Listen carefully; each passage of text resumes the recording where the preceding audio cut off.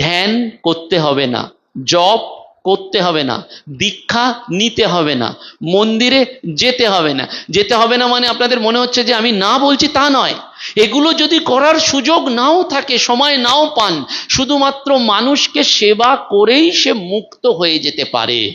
স্বামীজি এটাই নতুন ধর্ম করে দিয়ে গেলেন, নতুন দিক নির্দেশ করে দিয়ে গেলেন। সেবার দ্বারা কি হয়? চিত্তটা শুদ্ধ হয়। সেবা করে সেই জন্য ভগবান লাভ হয়ে যায়। সেই জন্য ওই মানুষকে ভালোবাসা, এবং সেইটি হচ্ছে সেবা যোগের মূল কথা। মনে রাখতে হবে, স্বামীজি আমাদের এই নতুন ধারণা দিয়ে গেলেন, একটা নতুন যোগ দিয়ে গেলেন, সেবা যোগ। আচণ্ডাল পর্যন্ত তুমি ভালোবেসে যাও, কোনো বাদ বিচার করো না।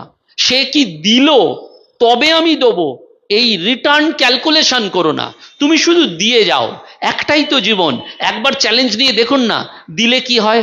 1 বছর বাদে আপনি দেখবেন, যদি সত্যি সত্যি নিঃস্বার্থভাবে দেন না, তাহলে আপনি যে পেশাতেই থাকুন, সেই পেশাতে অর্থ উপচে পড়বে, উপচে পড়বেই পড়বে, আপনি সামলাতে পারবেন না। সত্যি সত্যি উপচে পড়বে, যদি জাগতিক দিক থেকে চান। আর যদি অন্তরের শান্তি চান, তাহলে দেখবেন রাত্রিবেলায় আপনাকে ব্লাড প্রেসার বা সুগারের ওষুধ খেতে হচ্ছে না। কলকাতায় অনেক বড় বড় লোক রয়েছেন যারা অনেক কিছু করেন, কিন্তু রাত্রিবেলায় একটা ব্লাড প্রেসার এবং সুগারের ওষুধ খেয়ে যেতে হয়, কারণ রাত্রে তাদের ঘুম হয় না, মাঝরাত্রে উঠে তারা ছোটাছুটি করেন।